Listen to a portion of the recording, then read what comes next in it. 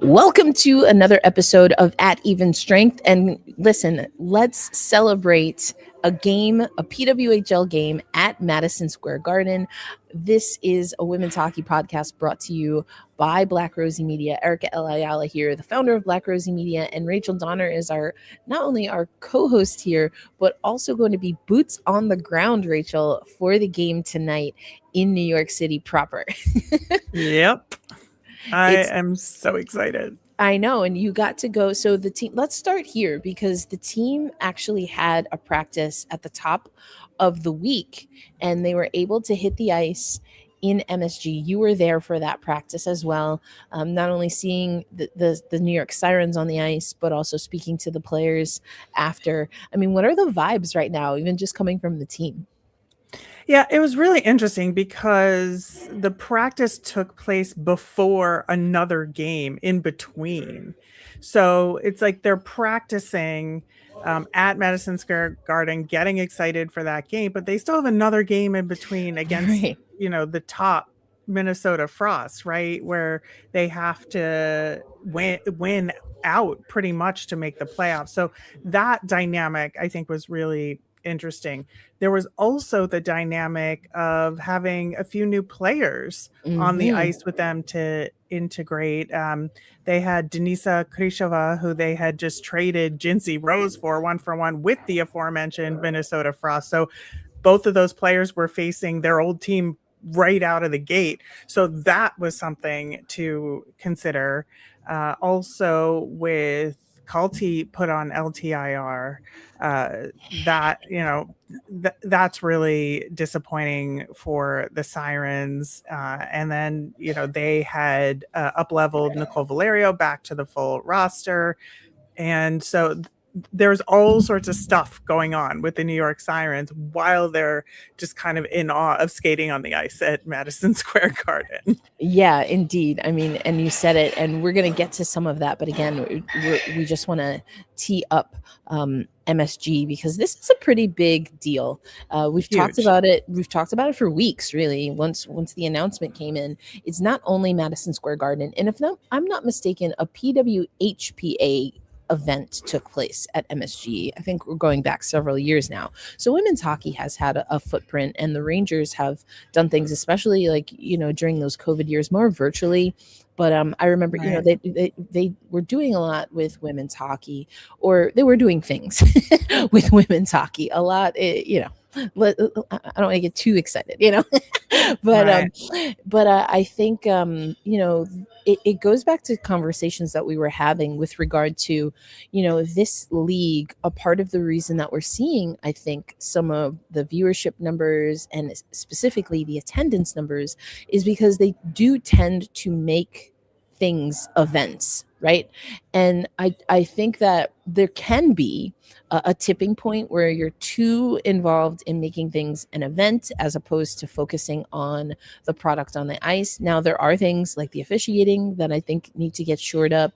There are things like salaries that, if we really look at the math, we're at best kind of level, especially for that median income. So this league hasn't yet really exponentially increased the pay for women's hockey players. I think it's spread the pay more equitably, but still some work to do. But that being said, I think what the PWHL does well, Rachel, is events like this. Oh, absolutely. And, everybody was excited, right? Everybody's got friends and family coming in for this game as though it's like the first game they've ever played, right? Right. And Madison Square Garden is that big a deal. And, I was actually joking with some people because I've literally played a hockey game on the ice at Madison Square Garden. It was like a charity, group game, which people do. It's fine. But the fact that I've played a game on this ice before women's professional players have, like, it is a huge deal, right? But yeah, 100%. I mean, and again, New York City, so much pull in a lot of industries, but certainly in sports. Madison Square Garden in sports, you can have pro athletes on the women's side, men's side, any sport, regardless, boxing, MMA, WWE, it doesn't matter. And they're going to have something to say about playing in Madison Yeah. Square Garden. And you just look up at that ceiling and you're like, "Oh my god." Like Yes, it is that big a deal. it And is. I'm getting chills. yeah. Yeah. And listen, we've seen a lot, and we I was going to say complain, but we call out things appropriately across Mhm. sports, and obviously especially in hockey, and there are still those moments that are just like, wow. And this is one of them. So I think it's going to be interesting to see, Rachel, how these two teams fare, because we've really seen a little bit of everything when it comes to the series between these players. And you've also alluded to that from the Sirens perspective in particular, there's a lot of newness going on, and there's a lot of urgency that's needed. I want to go back though to that Minnesota game, because Mm. you mentioned it was kind of a must win, and hey, they got it done. Well, Sarah Fillier got it done. Let's be Fair, clear. fair. I mean, a hat trick, overtime thriller. What were your 14 takeaways? seconds apart for Oh, those first two goals. Like yeah, first one coming out of the box, like on a tear. I just it it was one of the most impressive performances I've seen from an individual player since this league started. yeah, I just you cannot understate what Sarah Fillier did in that game. And, I think it was a combination of that individual effort. We got some tremendous goaltending from Callie Shanahan in that game. And, it was interesting to me and to several others that she got the start in that one. And mhm, I know, like with the big game at MSG coming up, maybe they just, wanted to make uh, sure that the rotation was on point there. But it was one of the most incredible comebacks in such an important game for the Sirens.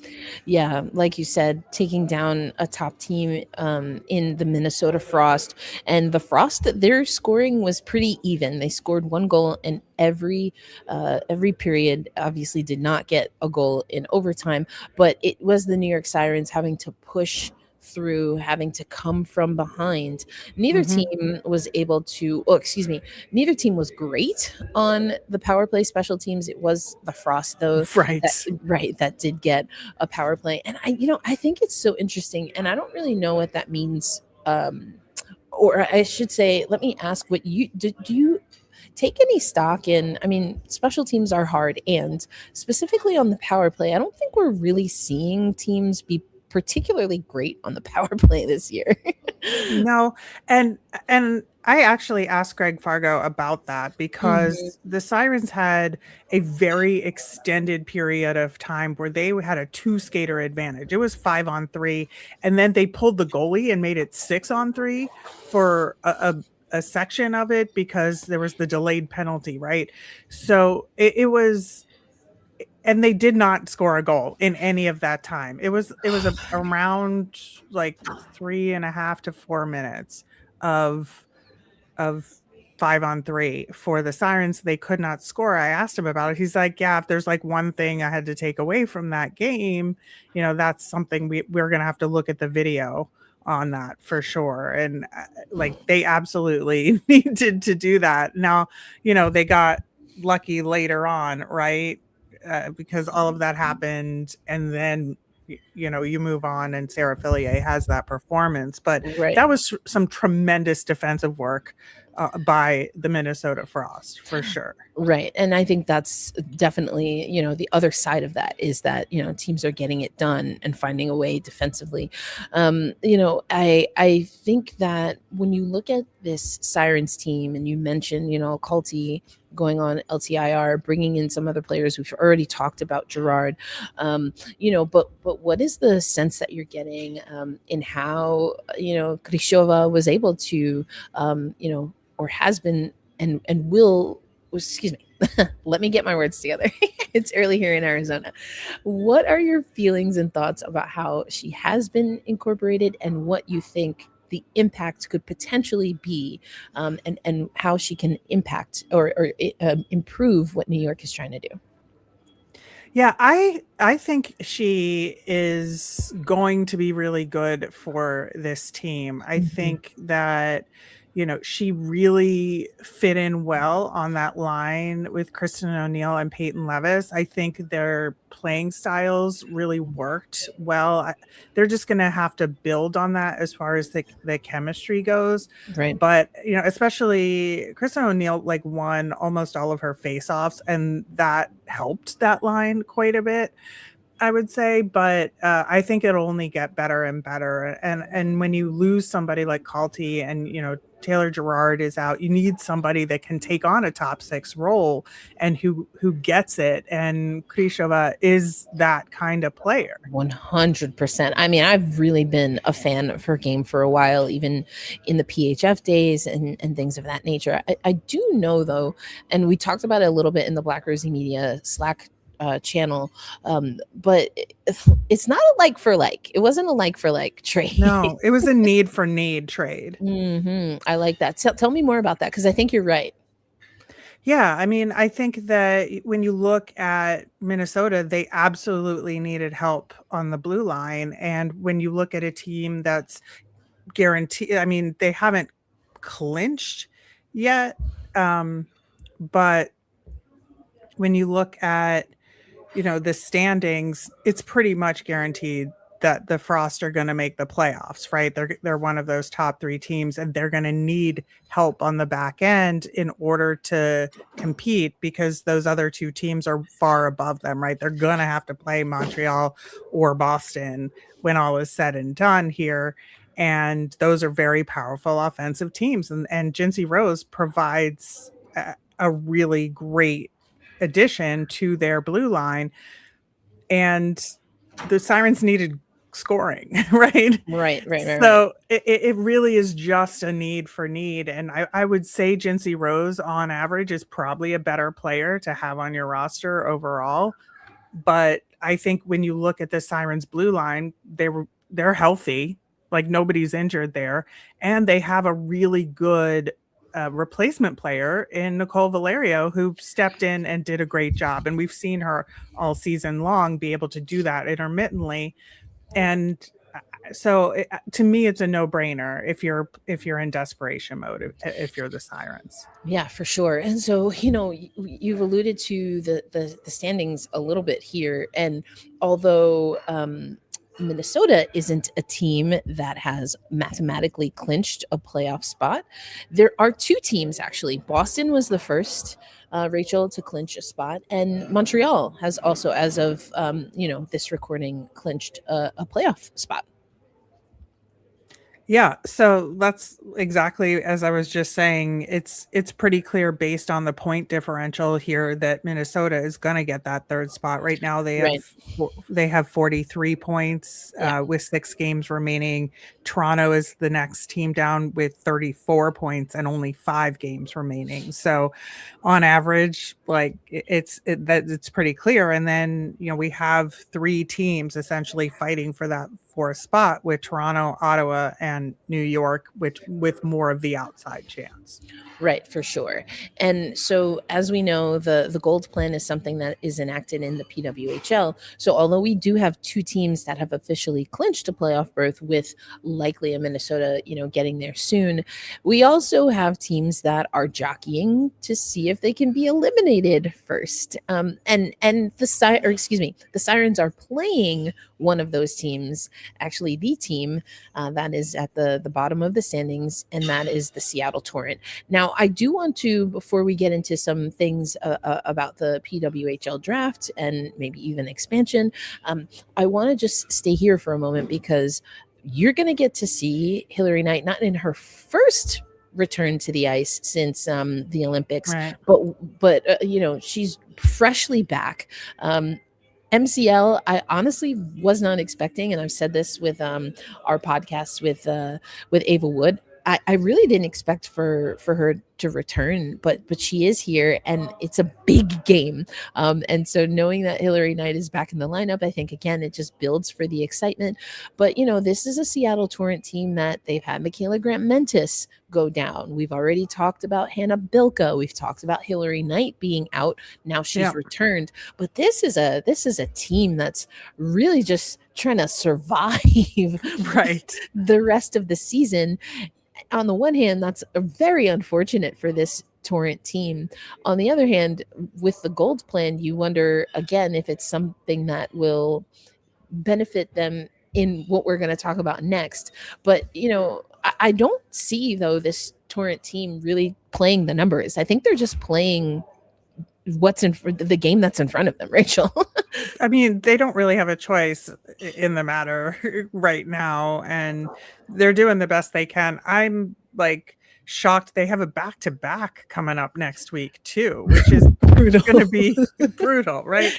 So big game at Madison Square Garden, you get a couple of days, and then you have a back-to-back against Montreal, which is tough, and then Ottawa, who are fighting for a playoff spot. So like it is not going to be easy for Hillary Knight's team, that is for sure. It definitely isn't. I do think it's been interesting, Rachel, that especially knowing kind of where things stand, that health being a factor, not necessarily not at all in goaltending, but I've been a little bit surprised to see that Coach O'Rourke really has kind of stuck with Hannah Murphy for the most part, and at points I'm just wondering like what's going on with Schroeds, and then she'll come out and have a game against Boston and we're like, well, she still got it, so like but I just wonder, like for me it just I think we could see more from this team from a goaltending perspective, because the numbers are relatively even, and honestly, goaltending is not the issue. I think they are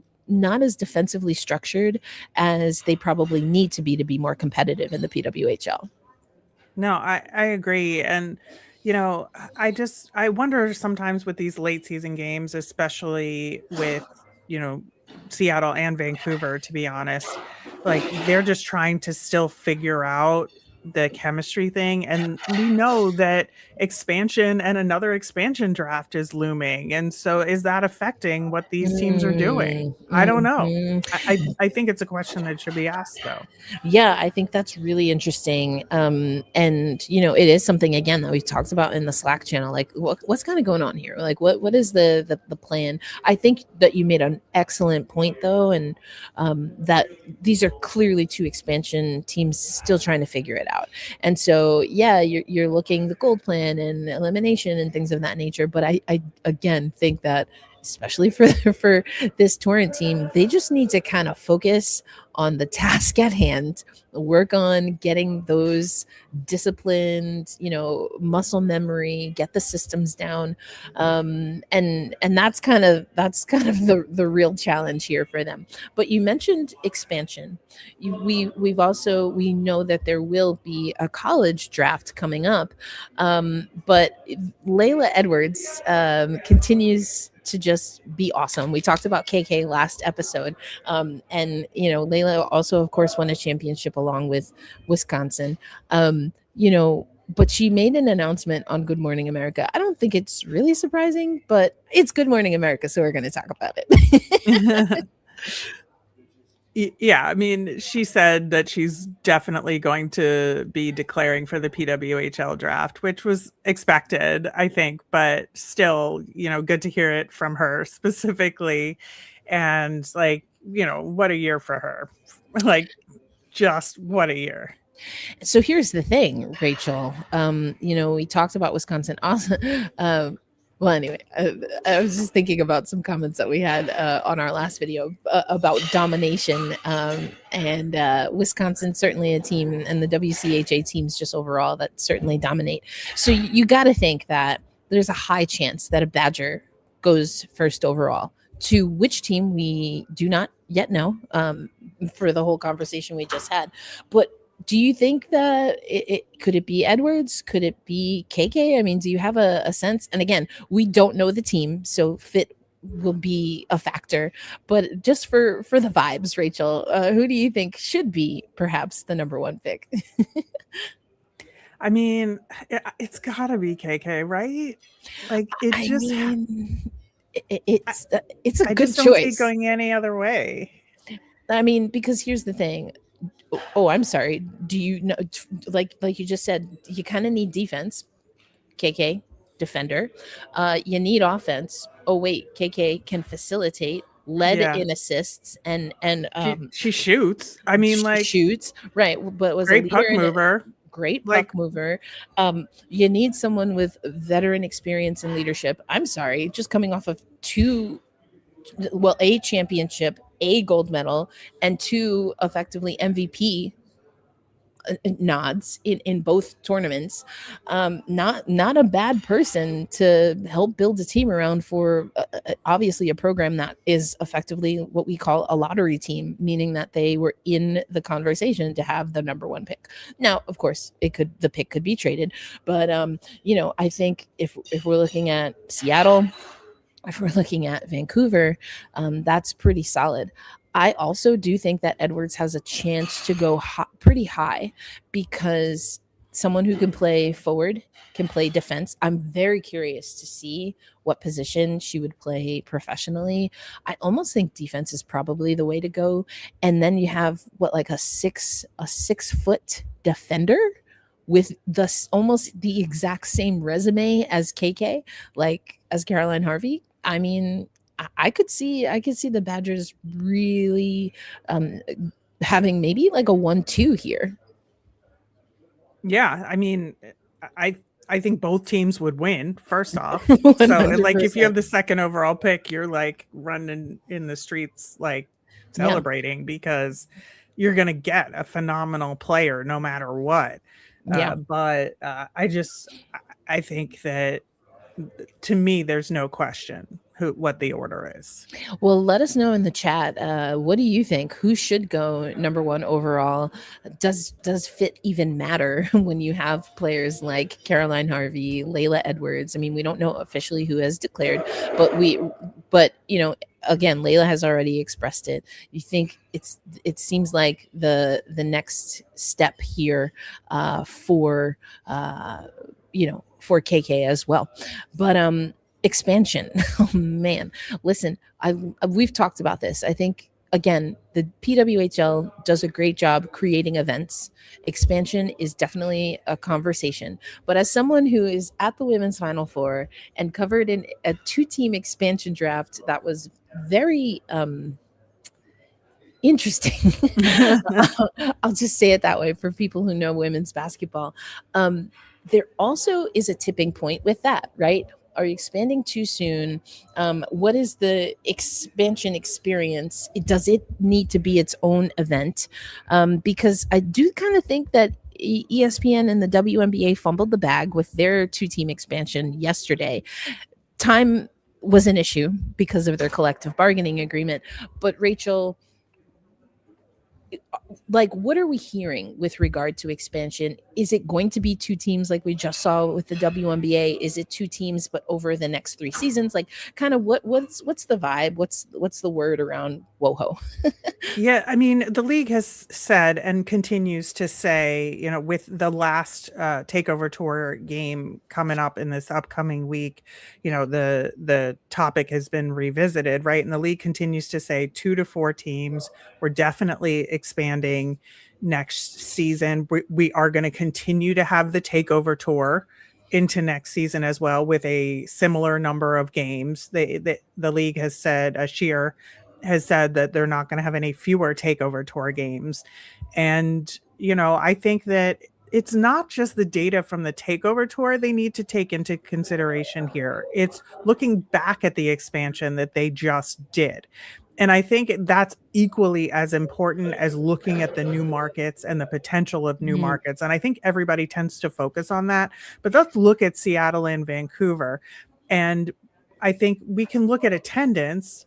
Sure. And like obviously Seattle has had tremendous success on the attendance front, but we have to look at quality of play We have to look at the execution of the expansion in terms of how did the expansion draft go? How did the signings process go? How, you know, all of that, did they perform on ice, right? We have to look at the officiating and say, do we have a block of officials prepared to officiate more Right. games with Right. more teams? How did the officiating go this year relative to having more teams in the league? There's so much more to it than market opportunity. And I think that's the main part of it here, which leads me to believe if I were the PWHL here, I would announce 4 expansion teams, but roll it out over a 2 to 3 year or 2 to 4 year period, right? Yeah, and to that point, again, didn't love the expansion draft presentation from the Yeah. WNBA yesterday, or that it was literally the day of the semifinals of the national championship for NCAA. Like, what? But again, time CBA, I'll try to let that go Right. eventually. I mean, But what we did see though is one expansion team entered the league last year, but was announced a year or two ahead of that. Portland and Toronto entering the league this year was announced a year or two ahead of time. And then they announced three additional expansion teams that will enter the league by 2030 in a staggered approach. So, you know, again, there is a model here for that. And I think that makes sense. You don't lose the buzz. If anything, you get the buzz again every time the new expansion team goes through a draft, has their inaugural season, right. but you don't overwhelm the teams that are existing, you know, Yep. Yep. because losing players to multiple teams in one season, not a fan, It's not not a good. fan, No, not it a was fan. not good to me. I agree with that wholeheartedly. I think if you're going to lose 1 to 2 players in a season in expansion, that's fine. Losing 4, that's not okay. That was No, not okay. no, and again, that was two teams coming in. And so if it's 2 to 4, including starting with next year, but here we are, tick tock, Rachel. None of this has been announced. I think we also have to go to the players because what we've seen again, the NWSL women's soccer, you can't trade a player. They put that in their CBA. You can't trade them unless they say it's okay. They are not relocating. Everyone's a free agent basically every year, you know, Right. and they have that autonomy. The WNBA, they've made some stipulations specifically with pregnant players, but we're hearing even on the men's side of sports, athletes don't want to be uprooted and find out on social media. I'm a Mets fan, as I've probably said a few times, but I remember Wilmer Flores crying on third base because there was a fan in the stands heckling him and just being like, "I just saw it on the internet. You just got traded." And he's like, "What is going? I'm literally on base trying to score for a team that apparently just traded me." Like, I mean, what are we doing here in sports, you know? And people will say, "Well, the owners, they own the teams, they have the rights to these contracts, and this is the business." But these are people also, you know? And so what's the tipping point there as well? Yeah, I think that when you look at these contracts in the PWHL, like, do they mean anything when Mm, expansion mm, is such a huge element right now? And that's part of it too. You know, I mean, the contracts mean something in terms of the income that the players are getting, but in terms of with, somebody signs with a particular team for a particular reason, I'm all for, the players having that kind of power in the off season. And I think right, during the season the power kind of shifts because that's when the trades can happen. right. But I do think those are all the things that you have to take into consideration is how did this expansion go? And the league, to their credit, has talked a lot about facilities, and they're Yes. not going to expand anywhere that doesn't have appropriate facilities, both for the games to take place as well as practice facilities and Yeah. workout Player facility, all of that. experience. Yeah. Right. Right. And so if you roll out an expansion process, like I said, where you maybe announce 4 cities, but it takes 4 years for it to get there, like it gives these places time to build out those facilities. Right. Yeah. So even if they're not there right now, it gives a city an opportunity to put in for a team and say, we've now got 3 years to build you a world-class practice facility or something like that, right? Or we know a big arena is under construction and is coming down the pike and it'll be here in 4 years. So, I think, or 4 months if it's Milano Cortina. No, I'm sorry, I had to put that in there. No, I know. I know. Well, speaking of that, they were asked about, takeover tour games outside of North America, and they're not doing that quite yet. So yeah, it was a conversation in Italy as well. They were like, yeah. No, Amy Scher has said we're not doing that yet. Yeah, but I think there's just a lot more to take under consideration, and in terms of the rollout, in terms of how the process works. And I certainly did not love how the process went last year in terms of how it ripped apart existing teams. And I just don't want to see that happen again. It's we're not even through season 3 and this is already happening. Fans are already seeing their favorite team lose their favorite player and like having to walk into arenas and be like, well, I bought this night jersey. Would you use with the fleet? And again, people will say, oh, well, that's what happens in sports. Yeah, sure. Of course. We get that. And again, people on the other side, but it's not all doom and gloom, Rachel. There is still excitement. We're still going to be here covering 100%. women's hockey. Yeah. And so are there any indications from what we've seen in the takeover tour? Again, something that we've talked about, but what are the streets saying when it comes to if we are getting 2 to 4 teams and maybe even 2 as early as next season, what are the cities that are on the list? Yeah, and I do want to reiterate, we have the hockey talent to support expansion, no question. And that's the most important part. And so I don't want to discount that going into it. But when you're looking at this year's takeover tour, I think you're looking at probably a split between US and Canadian teams in this the trend. This expansion process. So like on the Canadian side, I would say it's going to be Edmonton or Calgary, more likely Edmonton. And with Edmonton having the last takeover tour game, like there would be an opportunity for an announcement to be made. I don't think they're going to do it, to be honest. But there's certainly an opportunity there for sure. And then, is there going to be a Halifax team or a Quebec City team, like on the eastern side of things there? And then on the US side, I would say it's Denver, Detroit, and Chicago battling it out. Denver, is interesting. Yeah, I think Denver makes sense. For sure. And then Detroit or Chicago. Yeah. I probably would lean to Detroit.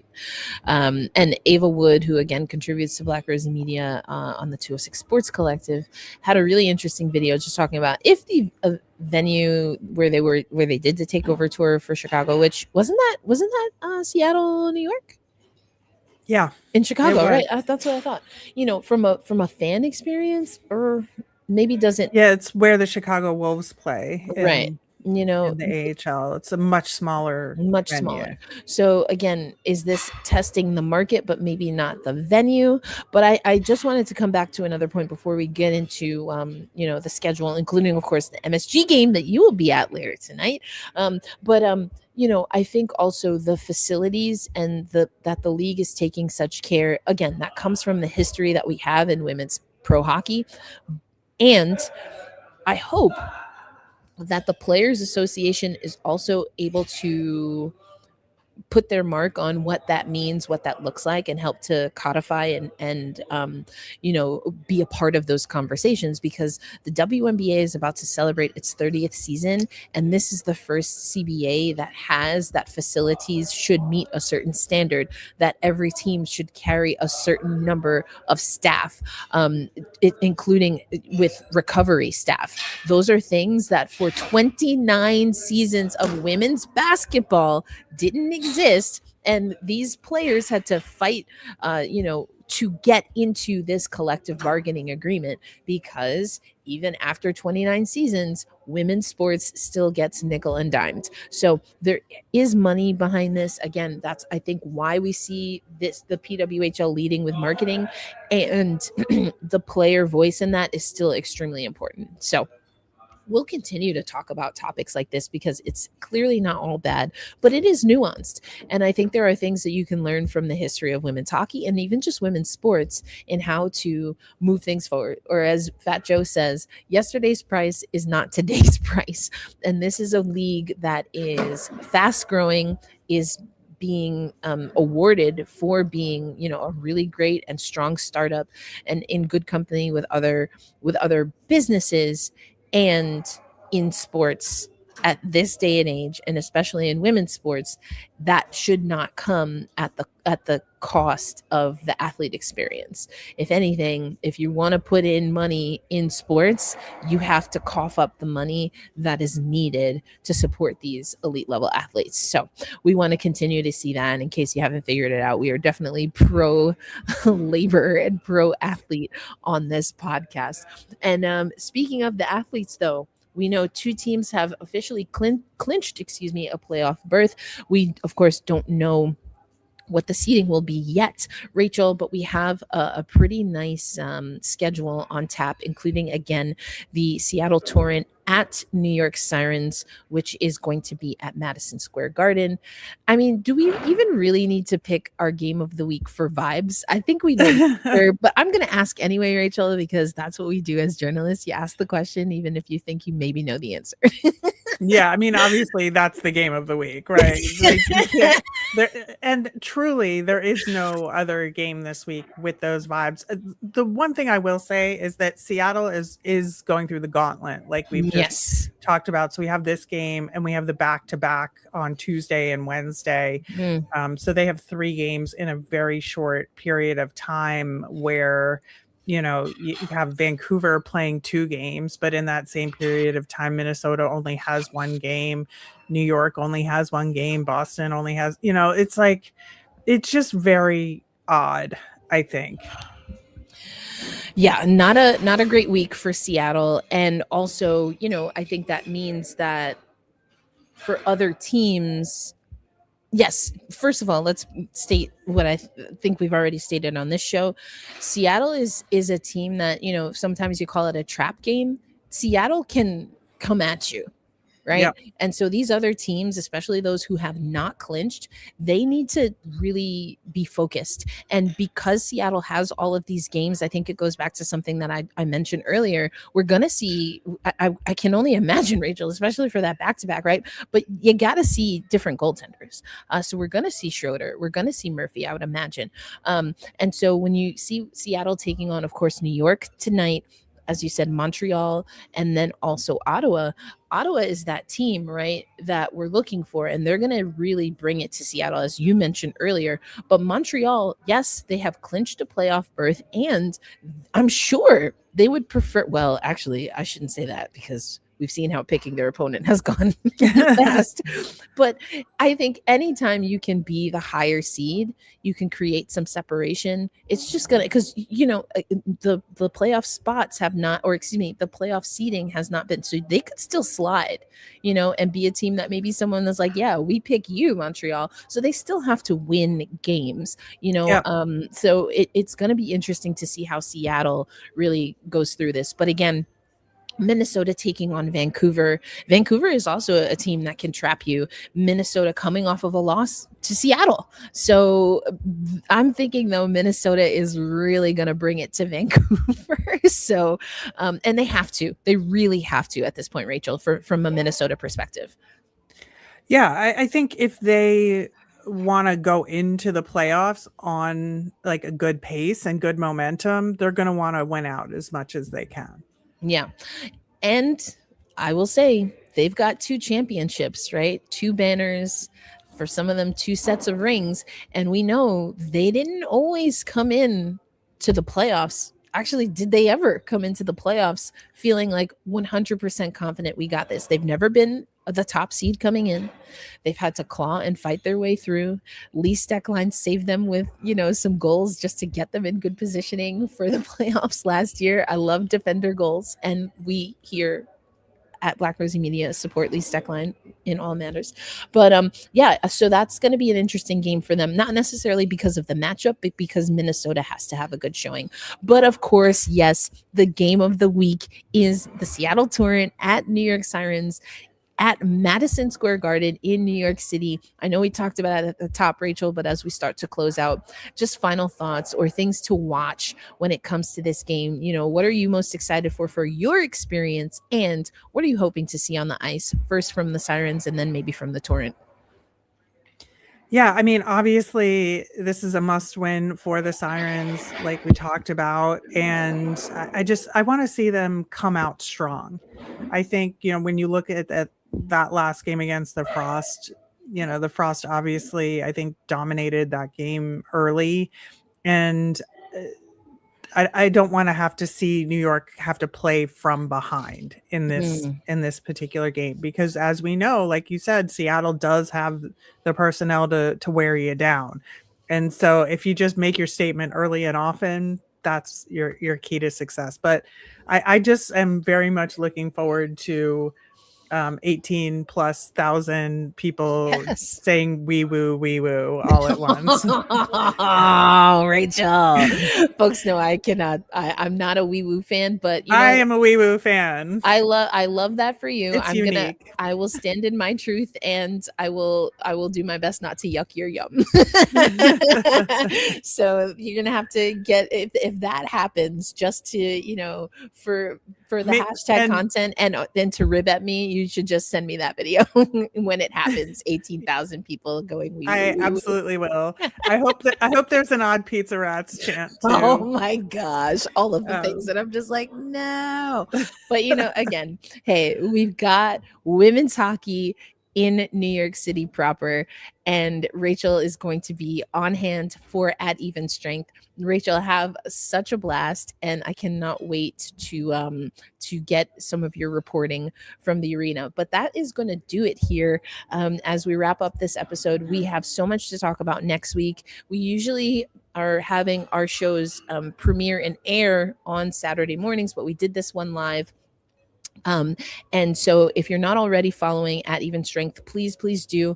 And we have some exciting things that we are working on behind the scenes here that we are expecting to be ready come the postseason. So you're going to want to make sure that you are locked in with At Even Strength, which is also a part of Black Rosie Media. But for Rachel Donner, Erica L. Ayala here.